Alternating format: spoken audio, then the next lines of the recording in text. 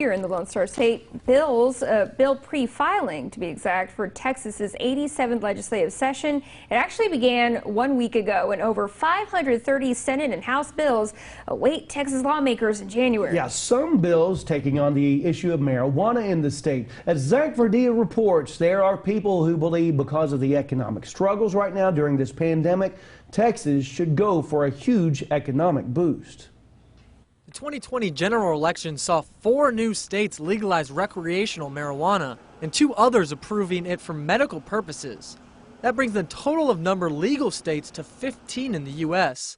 And all states have some form of medical marijuana, with just 6 exceptions. This isn't an issue about partisanship or about party politics. This is about people and how marijuana prohibition is affecting real lives, whether it's saddling people with criminal records or depriving access to medicine that can help alleviate pain. As Texas's 87th legislature prepares for the January start, several Texas lawmakers put forth marijuana-related legislation. Senate Bill 90 by Senator Jose Menendez and House Bill 94 filed by Representative Ron Reynolds both expand the medical marijuana program.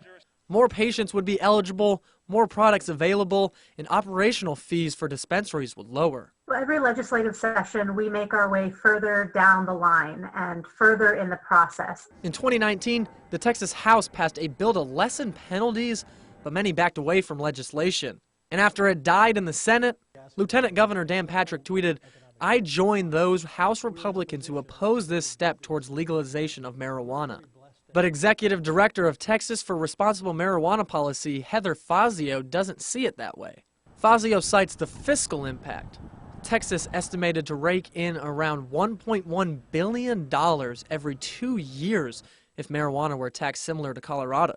And the only way to do that is to bring the market into the light of day, where businesses operate transparently, where there's accountability for consumers, products are tested and labeled properly. Fazio believes this could prove huge, as the Texas Comptroller projects a $4.6 billion shortfall in the state due to the pandemic.